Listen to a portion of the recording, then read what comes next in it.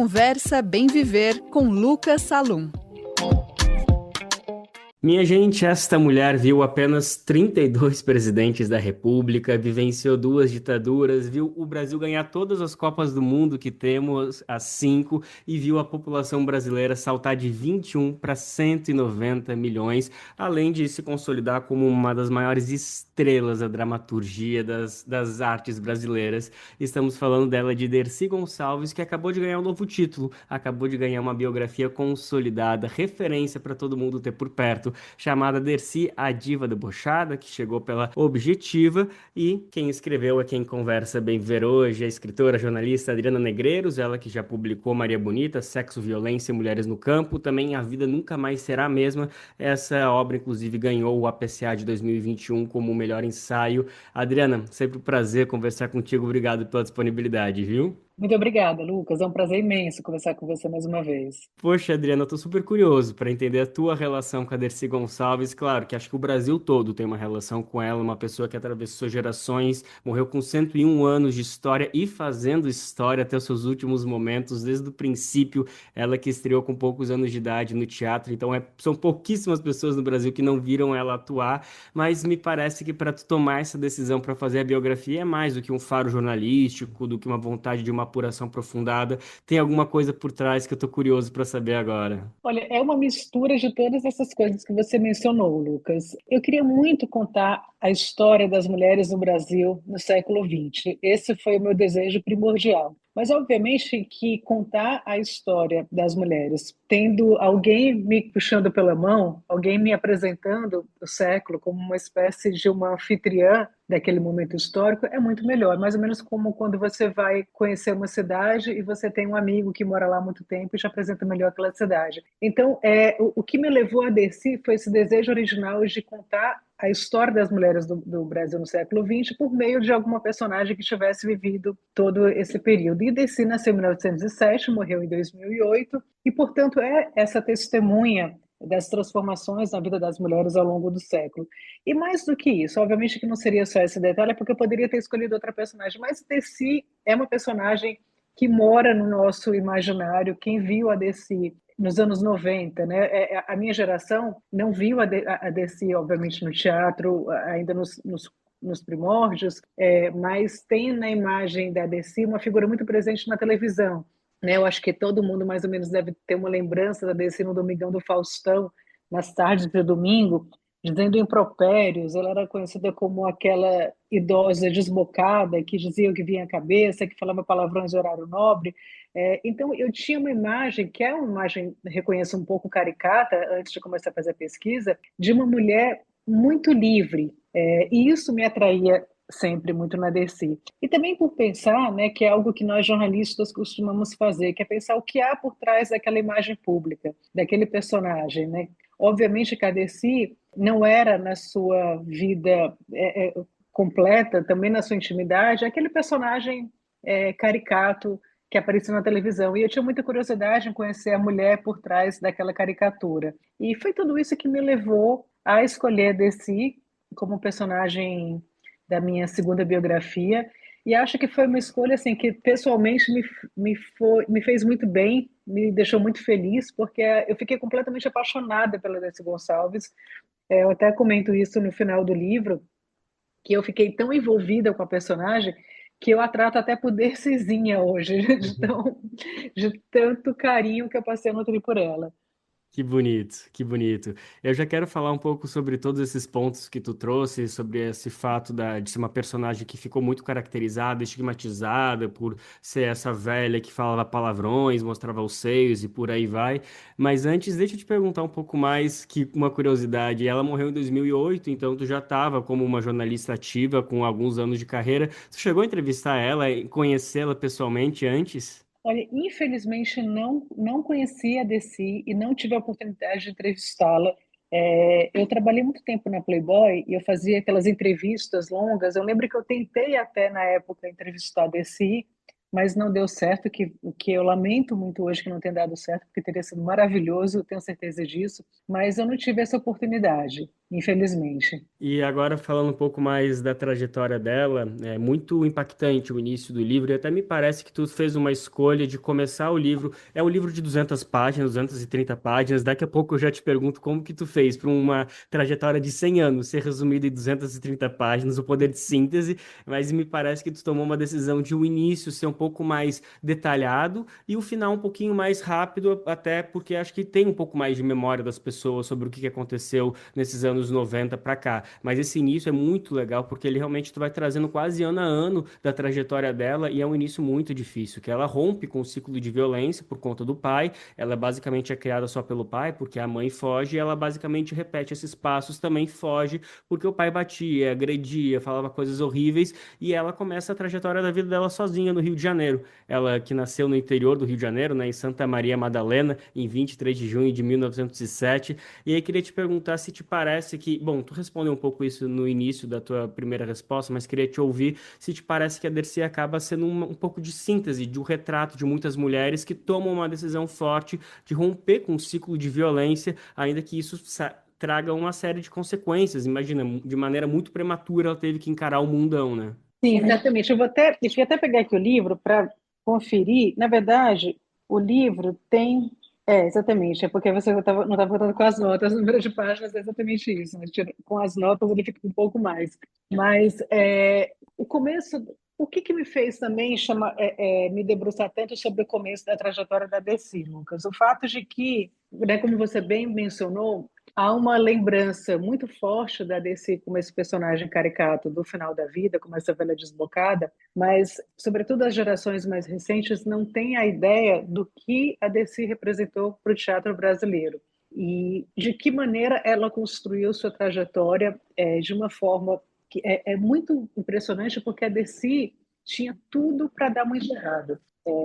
Como você bem lembrou, ela nasceu em Santa Maria Madalena, uma pequena cidade do interior da Serra Fluminense, e ela tinha que lidar ali com uma série de dificuldades na vida. Ela era muito cedo ficou órfã de mãe, passou a ser criada por um pai que era muito violento, que batia nos filhos, que batia na Dessi, e que logo começou um relacionamento com outra mulher, de modo que a Dessi passou a ser criada ali por um e por outro, muito com os cuidados das irmãs mais velhas, e numa família muito desestruturada, de certa forma, e ela tinha muita vontade de romper esse ciclo de violência do pai saindo de casa. E o mais comum era que se saísse de casa a partir de um casamento. E Desi resolveu sair de casa para ser artista.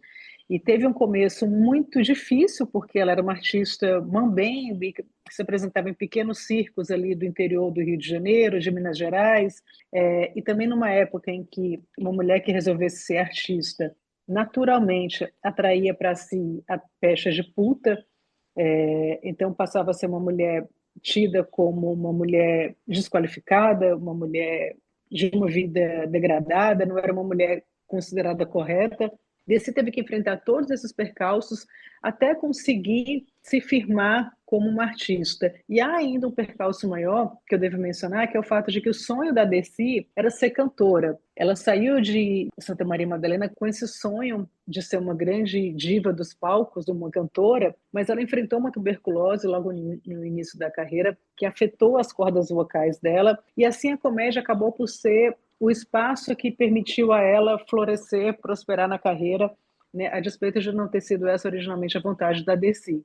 Então foi realmente um começo muito tumultuado e a Desi contrariou todas as expectativas que eram depositadas sobre ela. A Desi era uma mulher que era considerada feia, que muito cedo passou a ser considerada uma mulher velha. Desde os 30 anos, mais ou menos, a Desi já era considerada uma mulher passada da idade, com anos a mais do que deveria ter para aquele ramo em que ela trabalhava, tida desde muito cedo também como uma mulher pornográfica, como uma artista imoral, uma artista que atentava contra os bons costumes. A crítica, a imprensa era muito rigorosa com a DC, era muito dura, no sentido de recomendar às famílias que não fossem aos espetáculos, porque os espetáculos da DC não eram considerados adequados para a família brasileira. Então, ela teve que lidar com uma série de dificuldades ao longo da vida, e ainda assim foi uma mulher que trabalhou até a véspera de morrer e acabou por se firmar como essa grande diva do teatro marginal brasileiro, nas palavras do crítico de teatro Sábado Magaldi, que era um grande admirador da Dessi. né? Embora a crítica teatral do dia a dia ali, mais cotidiana, fosse muito dura com a Dercy, visse nela uma artista degenerada, uma artista pornográfica, os grandes críticos teatrais, como o Sábato e o Décio de Almeida Prado, reconheciam na Dercy o caráter de um gênio. E ela, de fato, conseguiu se firmar dessa maneira, apesar de todas as dificuldades que ela enfrentou ao longo da vida. Trazendo um pouquinho de tudo isso que ela... É impressionante, né? Ao longo do livro, cada personagem que aparece parece que é uma pedra no sapato da Dercy. A quantidade de pessoas que tentaram impedir a trajetória dela, claro, que teve muitos parceiros e muitas parceiras, mas a quantidade de pessoas que aparecem na trajetória dela, tentando tirar ela para a margem, né? Desqualificá-la, criticá-la é um absurdo e tem um ponto de virada na carreira dela que ela demora muito para conseguir se consolidar como artista, começar a ganhar dinheiro e aí tem um momento ali no final dos anos 50 que as coisas começam a dar certo, se mobilizam, ela vai juntando dinheiro e vem a ditadura e vem com um senso crítico terrível, né? Uma iniciativa de censura que não é só a Dercy que sofre, são uma série de artistas, mas naquele momento quase que encerrou a carreira da Dercy Gonçalves. Então, dá para dizer que se ela não fosse persistente, ela poderia ter encerrado a carreira como artista no início da ditadura? Olha, a Dercy foi uma mulher perseguida pela ditadura, em certa medida, porque ela era uma artista que atentava contra esses chamados bons costumes. Então, na televisão, especialmente, a Dercy era muito visada pelo governo militar por uma série de questões, né, que vão além do fato de que ela era tida como pornográfica, mas também porque ela tinha um programa na TV Globo, que era um programa muito assistencialista, e que, por ser assistencialista, muitas vezes apresentava quais eram as falhas daquele governo em atender algumas necessidades básicas da população. Pessoas que precisavam ter suas necessidades atendidas pelo Estado e não conseguiam, recorriam ao programa da Dercy Gonçalves, e ela era muito sem filtro, então ela falava mal, eventualmente, do governo no programa, não porque ela fosse uma mulher politizada, mas porque ela era uma mulher, de fato, muito sem filtro em relação a essas questões. Então, ela foi também alvo de muita censura no teatro, né? Houve peças dela que foram censuradas, mas a Dercy não era uma artista que tivesse uma posição política muito rigorosa contra a ditadura. Inclusive, ela tinha até boas relações com os militares. Tinha uma boa relação com Costa e Silva, por exemplo. Castelo Branco era um admirador da Dercy. Eu não diria que ela correu o risco de ter sua carreira encerrada, porque ela era um fenômeno de audiência, era uma artista muito popular e que, eventualmente, ela era utilizada, inclusive por políticos muito conservadores, como um instrumento de persuasão e de influência junto ao público. Ela apoiou muitos políticos conservadores, inclusive na época do governo militar, ajudou a eleger deputados conservadores. Posteriormente, também, ela foi uma admiradora do Paulo Maluf, que também é um político bastante conservador e de direita. Então, eu não diria que ela correu esse risco, mas ela esteve, sim, na mira ali do governo, e muito porque ela era uma pessoa que dizia claramente que era muito desligada da política, das questões mais comezinhas ali da política, né? Ela muitas vezes cometeu atos que eram considerados até subversivos, mas que eu diria que foram cometidos mais por uma certa distração da Dercy em relação a esse ambiente. Então, por exemplo, ela foi uma artista que ajudou o Mário Lago logo após ele ter sido preso, conseguiu um emprego para ele quando o mercado não queria mais empregá-lo, porque ele era tido como artista subversivo. Então, ela tomava medidas dessa natureza, ao mesmo tempo que tomava café com Costa e Silva em visita ao Retiro dos Artistas. E ela dizia que não se importava com política, que não entendia nada, que inclusive, quando do golpe de 64, ela ouviu fogos e pensou que fosse uma comemoração por algum jogo de futebol. Então, ela era uma mulher que não tinha essa compreensão ou esse interesse pela política de uma forma mais aprofundada e navegava ali como podia, como sobrevivente que Dercy sempre foi.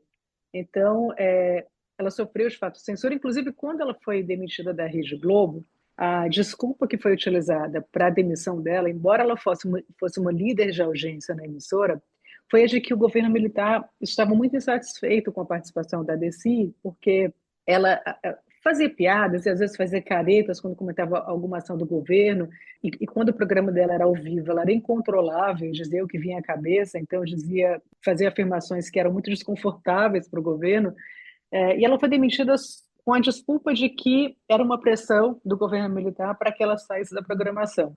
Essa também é a versão que o Boni conta a respeito disso, né, que havia também uma tentativa da Globo de sofisticar a programação, né, que a censura estava muito em cima, mas a DC nunca engoliu muito isso. Ela dizia, na verdade, eles me demitiram não porque o governo fizesse questão que eu saísse do ar, mas porque eu já era uma mulher velha, eles não queriam mais artistas velhos. Eles se livraram da velha. Isso em 1970, quando DC tinha, portanto, 63 anos. Ela é de 1907, 1970, exatamente. E já era considerada uma artista velha. Ela pensou: eles não me querem, eles querem se livrar da velha. E ela guardou uma mágoa profunda até o final da vida da Globo em decorrência desse episódio. E é inacreditável a sensação que dá, lendo o livro, que cada vez que chamam ela de velha, ela ganhava um ano a mais de vida, né? Porque, como tu estava comentando, na década de 70 chamavam ela de velha e ela foi viver ainda mais 30, 40 anos. É um absurdo, realmente, a quantidade de menosprezo que ela sofreu por todos os contratantes e sempre dava a volta por cima, sempre era sucesso de audiência. Nessa fase final da vida, mais vinculada à TV, mas no início é impressionante a carreira do teatro. Eu fiquei muito surpreso. Eu sou dessa geração que conheço ela como essa pessoa do Faustão, que aparecia ali fazendo esses comentários, não passava na minha cabeça como ela ajudou a construir esse teatro, principalmente esse teatro marginal, esse teatro do improviso, né? Ela é uma referência ao lado de Oscarito e Grande Otelo. A gente conhece Oscarito e Grande Otelo, eu conhecia, mas não conhecia a Dercy como um dos grandes parceiros, parceiros entre aspas, porque tinha suas rinchas, principalmente com o Grande Otelo, mas não muda o fato que participou dessa geração que embasou a construção do teatro de improviso. Isso é algo muito fenomenal. As pessoas passando o roteiro para ela, ela tá bom, deixa comigo que eu faço, que eu me garanto no palco. Isso é muito bonito, muito inspirador. Adriana, o tempo tá acabando. Tu queria comentar alguma coisinha sobre isso? Sobre isso é engraçado porque ela sempre dizia, quando alguém a chamava de velha, ela falava assim: vou enterrar todos vocês. E de fato foi uma frase premonitória, porque ela enterrou muita gente que a chamou de velha, inclusive o marido que ela teve, o Danilo Bastos, que foi com quem ela passou muito tempo casada, e que era bem mais jovem do que ela, e que sempre que queria ofender, ela a chamava de velha. Você é uma mulher velha. Ela passou muito tempo ouvindo isso dos homens com quem se relacionava amorosamente. E o Danilo Bastos morreu ainda nos anos 70 e Desi veio a morrer em 2008. Então ela enterrou muita gente que a acusou de fato de ser velha.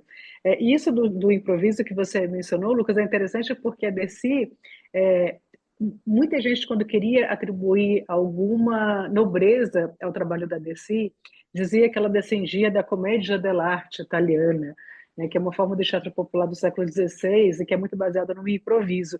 E ela não dava a menor bola para esse tipo de classificação. Dizia: imagina, eu sou uma artista brasileira, eu sou o Brasil. E ela menosprezava completamente quem queria atribuir alguma nobreza a ela, vinculando a uma arte europeia, quando ela era uma artista 100% brasileira e tinha muito orgulho disso. Tanto é que eu escolhi como epígrafe do livro Eu Sou o Brasil, porque acho que a Desi é exatamente isso, esse Brasil autêntico. Um Brasil popular, ela conversava com o povo de uma maneira que poucos artistas conseguiam, dessa maneira que sempre tentam, né, desqualificar o povo brasileiro como, não sei, né, muito, de maneiras muito pejorativas, enfim, tratando, e ela realmente conseguiria caracterizar. É muito impressionante essa ligação que ela tinha com a comunidade, com o povo de forma geral.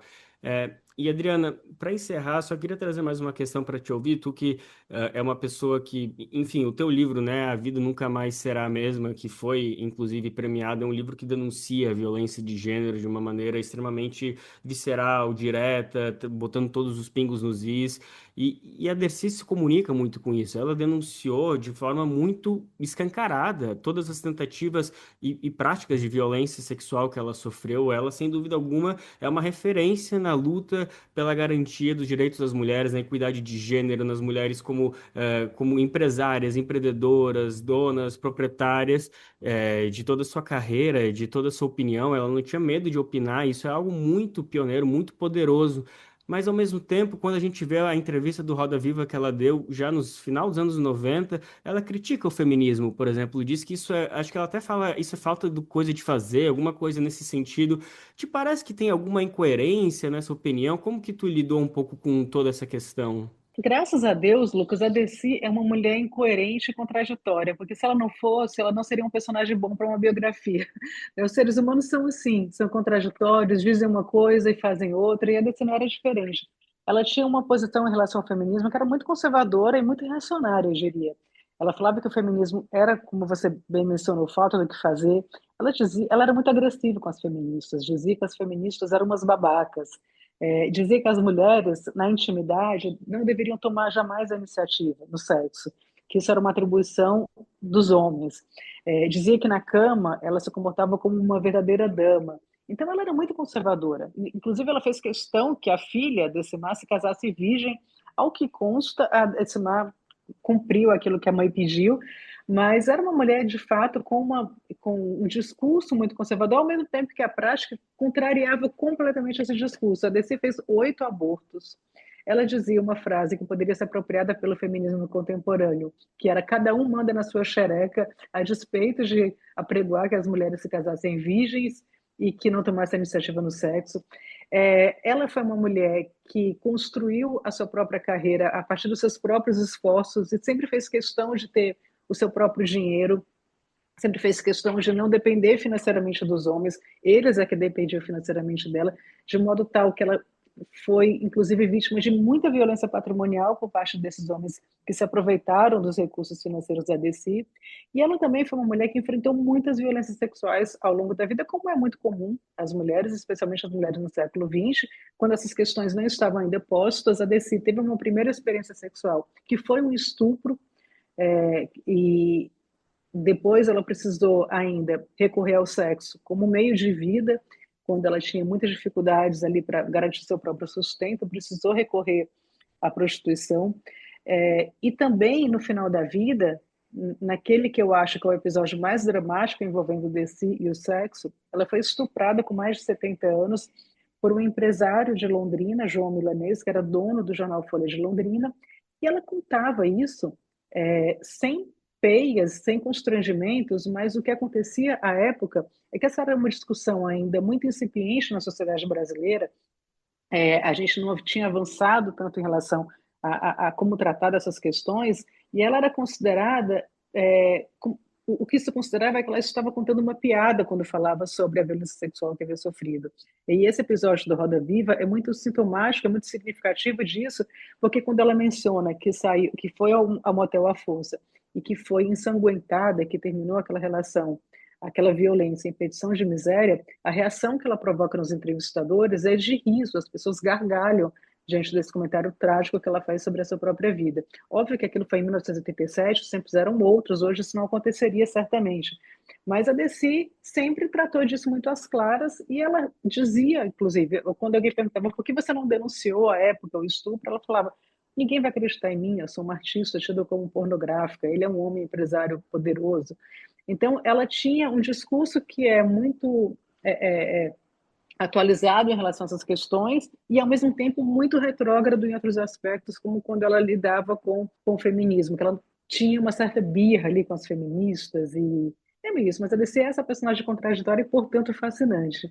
Essa foi a Adriana Negreiros e Dercy Gonçalves, digamos assim, conversamos com as duas, a biógrafa e a biografada. A Adriana Negreiros acabou de lançar, está circulando pelo Brasil na livraria mais perto da sua casa. Dercy, a diva debochada que conta essa grande estrela do Brasil ao longo dos seus 101 anos de carreira, de vida, de arte e de contradições também.